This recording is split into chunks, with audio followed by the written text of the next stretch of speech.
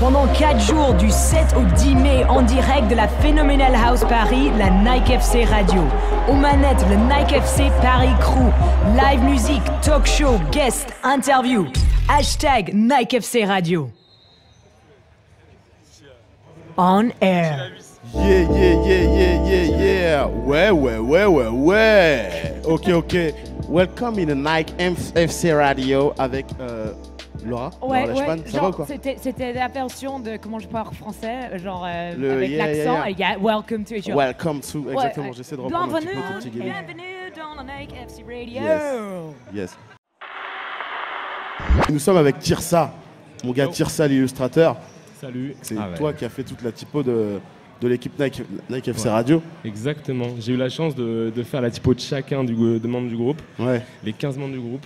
Et j'espère que tout le monde est content de sa typo. Toi, t'étais pas content, tu m'as parlé du L qui passe sous ton bras et t'as pas kiffé. C'est vrai ça? Sincèrement. Ouais, il m'a fait le commentaire, il m'a dit il n'a pas aimé le L. Non mais franchement. Le L passe en dessous de son bras, il n'a pas aimé. Nous attendons Oxmo Puccino qui ne va pas tarder dans quelques minutes.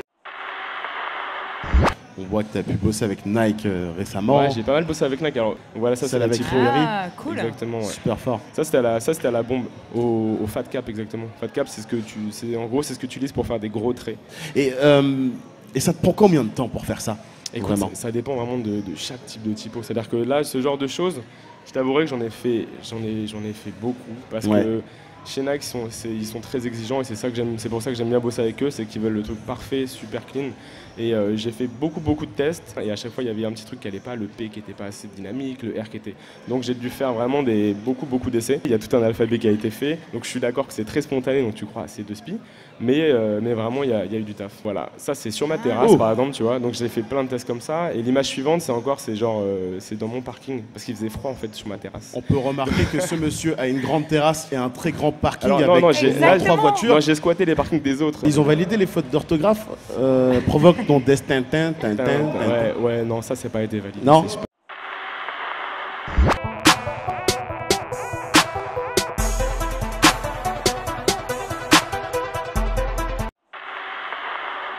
Alors j'ai un appel d'Oxmo comme vous le voyez. Voilà. Tu vois ça? Tu vois le retard du négro? Tu vois l'heure?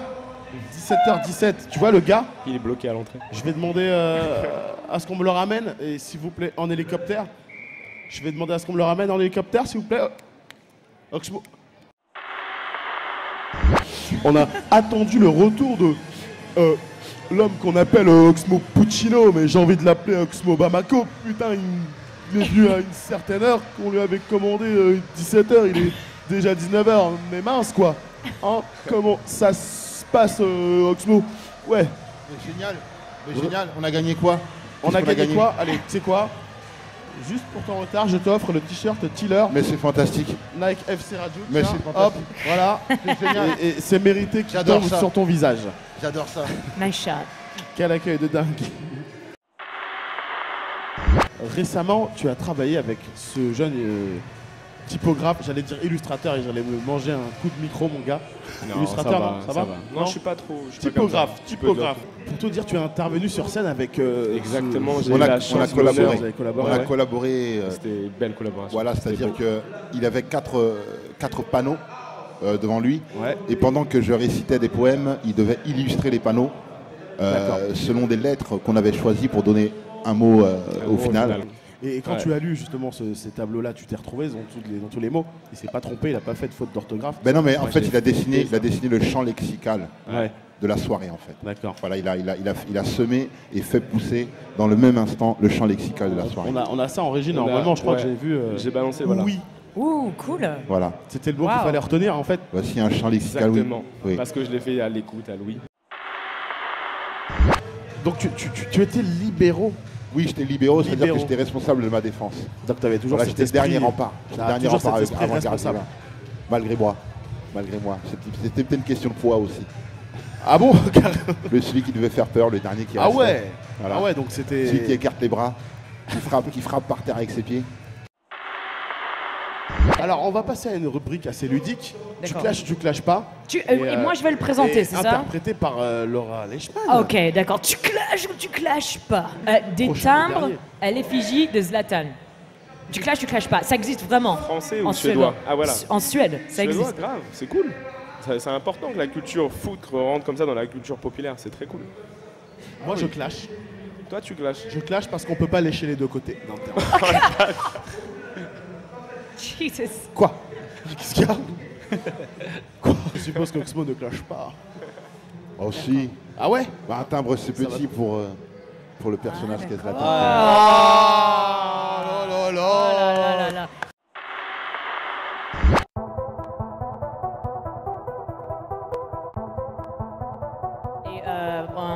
Et c'était génial hier, on a parlé. C'est vrai que c'était cool, ouais, on a Ouais, bien c'était rigolé. cool. On a parlé mode et puis football. Et aujourd'hui, jusqu'à 19h, ce sera plutôt réseaux sociaux et tout ça. Et football. C'est ça, les Aujourd'hui, filles. c'est digital, ouais.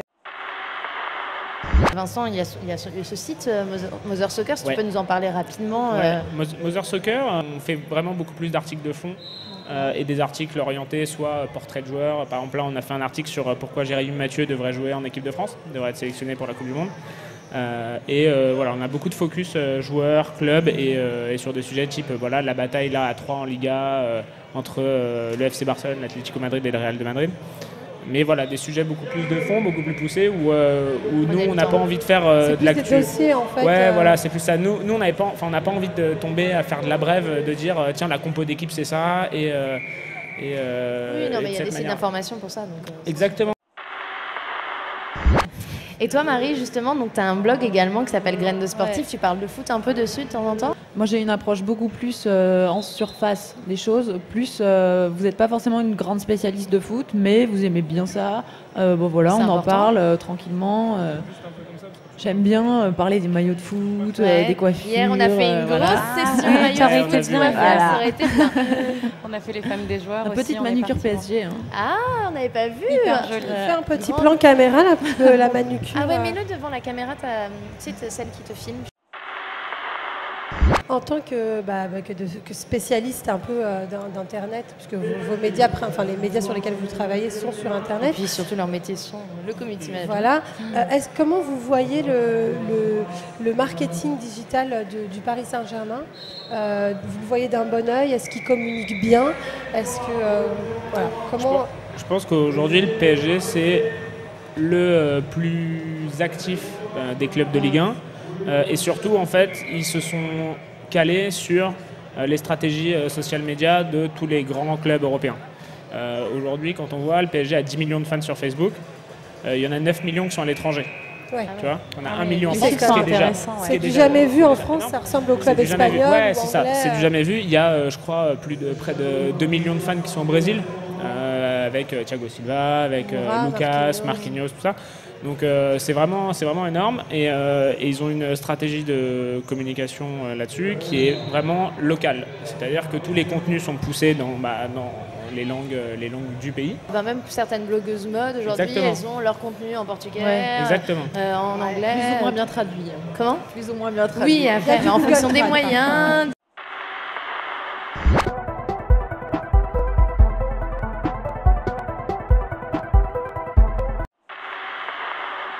On air. Je l'attendais là. On est on air de nouveau, on est back sur youtube.com/likefc radio et puis oneyard.com/likefc radio avec the nouveau show, the next show. Et Guillaume, on va parler de quoi? Jusqu'à environ 9h, un peu plus. On va parler de quoi? On va parler de style. Selon vous, est-ce que le football est le sport où les personnes sont le moins bien habillées hors dehors des terrains? Moi, je pense pas. Désolé, je me permets de parler en premier, mais je pense pas. Je suis comme lui, je pense pas.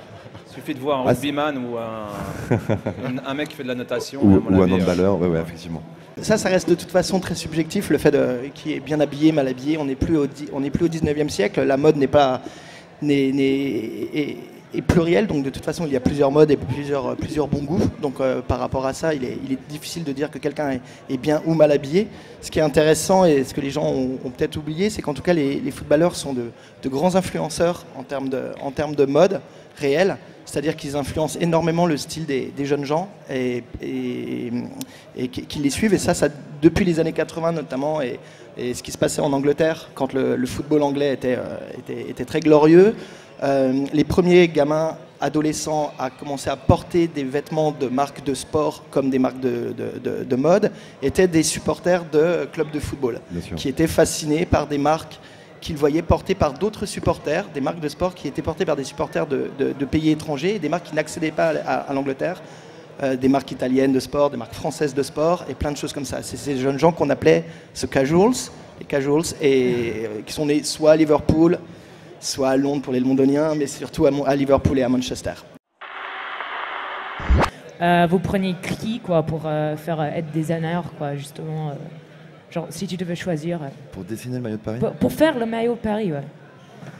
Pour parler un tout petit peu, je pense que ces maillots de sport n'ont pas besoin de faire appel à des Alexander Wang et compagnie. On irait vraiment trop loin dans le ridicule. Ça reste un maillot pour un athlète. Et à un moment, il faut que ce soit confortable pour un athlète, point barre. Après, les choix esthétiques... Pour un athlète, mais il y a quand même derrière 600 000 fans qui vont se l'acheter, qui vont le mettre dans les rues. Raison de plus, si tu fais avec Alexander Wang, tu auras plus 600 000 fans, tu en auras 28. Rappelez-vous le maillot. Parce qu'il coûtera cher et parce qu'il sera adapté à un public qui connaît Alexander Wang. Ouais, ça c'est le truc, mais c'est comme faire... il faudrait pas faire un truc cher, il faudrait qu'il fasse... Il soit designer, mais ça sera le même prix, quoi. C'est... Mika, tu as eu la possibilité d'organiser le dîner de tes rêves. Tu mets qui autour de la table? Personne proche, personnalité du présent, du passé comme du futur. Tu fais quoi comme mix? Où veux-tu faire le dîner? Qui fait à manger? Quel menu? Quelle musique? C'est plus une question, là. en quelques secondes. C'est pas possible. Moi, je vais répondre. Pizza, Nirvana, beer. Okay. Ouais. Vas-y. Obama, Andy Warhol. C'est tout, tu réponds que ça. Et autour de la table, Cher et tous ses amants. Voilà. Ça peut être sympa. Ouais. Grande table. Grande table. Il y aura genre Meatloaf, il y aura le Nash Graham, il y aura tout le monde. Pourquoi Cher? Parce qu'elle est géniale et je viens de voir qu'elle va faire un featuring avec... elle est en featuring sur le nouvel album de Wu-Tang. Waouh, c'est vrai? Bravo. Apparemment, c'est vrai. J'y crois tout. C'est mon rêve de l'avoir à Vegas. C'est mon DVD préféré, Cher Live in Las Vegas. Nous, on va enchaîner ici sur Nike FC Radio avec Louis Chen et ses invités. Parmi eux, il y a Tequila Tex qui est venu déguisé en Superman, je crois. Superman quand il pleut. Et on va faire tout ça. Non, coupe les micros, il n'a pas le droit de réponse. Ça se fera dans quelques minutes. Tequila Tex va faire un excellent droit de réponse, il va me banner, ça va être génial. Ici sur Nike FC Radio, restez avec nous. Merci à tout le monde. Merci à tous. Merci beaucoup.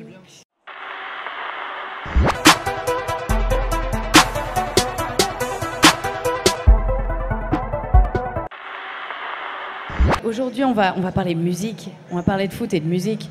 On va simplifier les choses. D'accord, foot, musique. Voilà. Salut, c'est moi Tequila Tex. Je tiens à dire deux mots à Laura Leishman. Vas-y. Non mais you wore a cape. Apparemment, elle a une culture pop assez limitée puisqu'elle a interprété mes vêtements comme étant déguisé en Superman. Je cite déguisé en Superman. Donc, you got a cape. Je tiens à remettre ça en cause. Mais voilà, comme Demis Roussos et Cameron avant moi, je porte une cape. D'accord. Ok, respect. Sorry. Jesus. Et alors donc le football. Oui. Toi, est-ce que tu es fan ou pas? Écoute, moi je suis à génération 98, Black Blamber, énergie dans les rues, tout le monde était heureux. Et alors en fait, ce qui était génial, c'est que quand on a gagné, en fait, on pouvait crier, mais vraiment dans la tête des gens, sans que ça soit un peu étrange. C'est-à-dire qu'on pouvait faire ah devant tout le monde et ils étaient obligés de faire ah mais ouais ah. Et donc nous, avec tous nos potes, on gueulait sur les gens, mais vraiment trop fort, quoi. Ah, sans but, comme ça, et comme des fous. Et ça passait, ils disaient ouais, t'es content, ouais. Voilà. D'accord, j'aime le foot pour ça. J'ai carrément venu à la mauvaise époque en France, quoi. Écoute, sinon j'aurais été genre, t'es venu à 4-5 ans trop tard. Ah damn. Pour tous les matchs, il y a des DJ un peu qui mettent l'ambiance. Comme Lil Mike au PSG. Par exemple, qui font chauffeur. Comme Breakbot. Comme Breakbot, j'allais dire. Est-ce qu'on peut parler de cette anecdote? Je crois que pour ceux qui ne savent pas ce qui s'est passé quand Breakbot, il a mis Breakbot, à cause de Jean, qui lui a donné un morceau un tips. Ah, c'est toi qui as fait ça? C'est ta faute. Attends, tu es à l'origine de ce faux pas? Non, faut recadrer parce que les gens ne comprennent pas ce qui est en train de se passer. On demande à Breakbot de jouer pour le PSG. Pour le PSG, ok, le PSG. Voilà. Donc Breakbot, lui, est fan de foot, mais pas plus que ça. Pas plus que ça. Et il demande à ses... Mais bon, il a fait un morceau qui marche bien. Bon, les gens ont envie de le voir jouer. Et ça parle aux Français, et ça parle aux Parisiens. Et le PSG lui demande de jouer. Et là, qu'est-ce qui se passe? Il va donc demander à ses acolytes, à ses amis DJ, de lui envoyer des morceaux, de lui envoyer des trucs qui vont marcher. Alors qu'est-ce qu'il demande à Jean Nippon? Qu'est-ce que tu aurais pour qui marcherait bien sur un stade de foot? Et là, Jean Nippon lui donne. Donc moi, je lui dis, mec, vas-y, il faut que tu mettes Jump de Van Halen. Jump. C'était toi qui as dit ça, mais t'es... Donc hymne.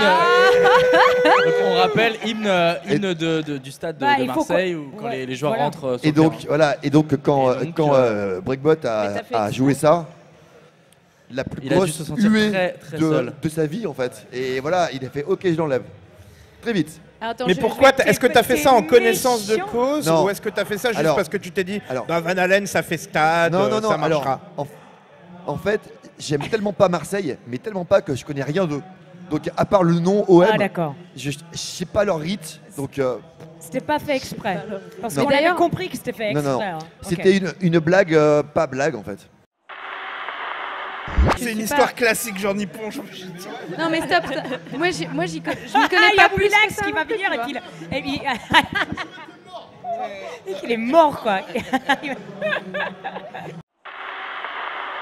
Je me suis toujours posé la question, pourquoi est-ce qu'on associe toujours le foot au rap, en France notamment? Ça change, je pense.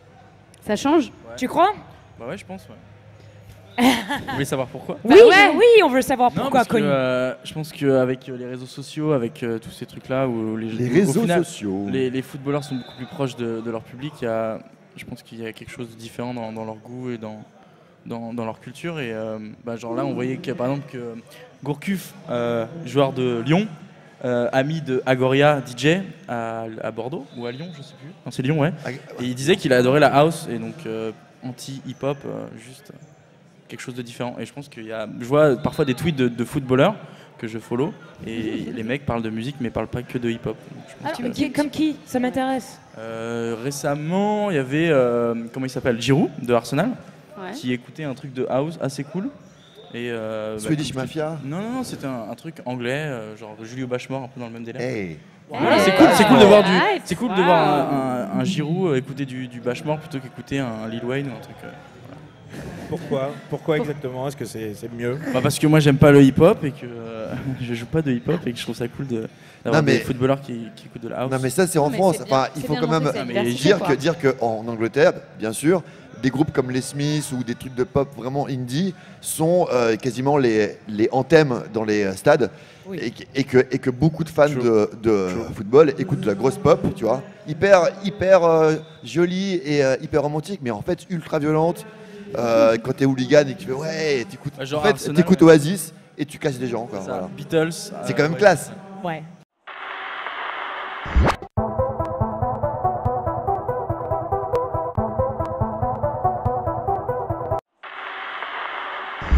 On air.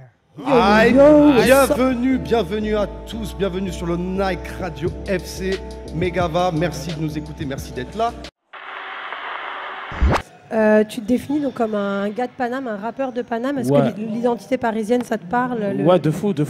Bah, tu vois, je viens d'une cité qui est Paris Intramuros, dans Paris Intramuros, tu vois. Donc on respire le rap parisien à fond, tu vois. Et je présume ça joue au football à fond, non? Ouais, ça joue au football. Le ballon. Ça jouait au football, là maintenant ça joue plus, tu vois. Ça joue au football, ça joue au foot américain aussi, tu vois. Ah oui, c'est vrai que toi tu es dans une équipe de football américain. Ouais, j'ai eu quelques titres au foot américain aussi, tu vois. C'était quoi ton équipe? C'était les Flash de la Courneuve. On passe le big up alors. Ouais, on passe un gros big up au Flash de la Courneuve, un gros big up à Solitaire aussi, un club de foot dans lequel j'étais. Lourd. Et voilà quoi, donc on était dans le sport aussi. Tiens, je voulais un peu déraper sur le thème de l'émission, le swag. Je voulais que tu me dises, allez, raconte-nous un peu un swag de merde que tu as eu à un moment. Je sais pas, un truc où tu te dis maintenant, tu te revois dans une... Franchement, avec du recul, comme je t'ai dit. Je sais pas, des tresses collées chelous. De la tête aux pieds. Non, franchement, c'était jogging dans les chaussettes. Hardcore. En vrai, de vrai, avec du recul, tu te rends compte. Et les jeans aussi, il y avait les jeans. Ouais, il y avait les jeans, les chinois là, tu vois, les chinois. Ah, avec les trucs qui se serrent au bout. Avec les trucs qui se serrent au bout, tu vois. Et normalement, le vrai swag, il y avait les Clarks au bout. Monte un peu, monte encore. Monte. Parce que ça, c'était les pieds. Nous, on veut savoir après les t-shirts et la coiffure. Non, t-shirt, on a toujours été net. Hein. Coupe, toujours, tu vois, carré, contour. Tu vois, après, ah ouais? Ouais, le daron, il voulait que ça soit 98, carré. toi? Ouais, 98. Bon, des fois, cheveux granuleux un peu. Voilà. Bon, si tu pousses dans les retranchements. Pas des waves comme ça. Ah, c'est pas les waves. À mon avis, je connais pas un peu les private jokes là que tu t'es balancé là. Sur lesquels? Sur les contours? Ouais. Non mais nous on souffrait en fait. Les contours c'est tout simple, c'est un truc comme ça. On a beaucoup souffert. Tu vois Jay-Z comment il est toujours droit, aligné? Ouais. Déjà je me demande si un jour ça va être démodé ça parce que quand on va se regarder on va se dire mais pourquoi on se mettait les têtes carrées avec les contours cabossés? Ta première paire de Nike Fresh, est-ce que tu te rappelles? Ouais. Un pote à moi, il avait les requins, il venait de sortir. Ouais. Lourd. Et moi, mon frère, il m'a fait croire que j'avais des requins. En fait, c'était quoi les baskets? Des baskets qui s'allumaient. Je croyais que j'avais des requins. Ah j'ai fait regarde tout ça. Regarde mes requins. Non, c'est pas ça des requins. Des inédits. Comme un con. Il avait des requins inédites. Ah, c'était relou. Hein. Les baskets qui s'allument, j'ai cru que c'était des requins. Oh là là. Tu as cru longtemps? Tu as cru longtemps? Ouais, moi non. Mon frère, il m'a vite réveillé. Il s'est foutu de ma gueule. J'étais vert. Va nous montrer sa petite paire de requins. C'est de elle que je parlais. Sans avoir du swag avec une paire de requins. 2014. Bon, les pinces à linge, voilà. Voilà, c'est saut 2014, saut 2015. Sans faire. Ouais, voilà. Zach, c'est. Voilà. J'espère qu'il y a des dames qui nous écoutent et qui se remettront aux requins. Ouais. Non mais elle les porte très bien avec une robe. Il faut les très féminiser parce que justement c'est une paire de Kaira. Dans l'image collective, donc c'est pour ça qu'avec une petite robe ça passe. Bah, en tout cas ça a fonctionné parce que je te dis à Tiller, on l'a tous remarqué.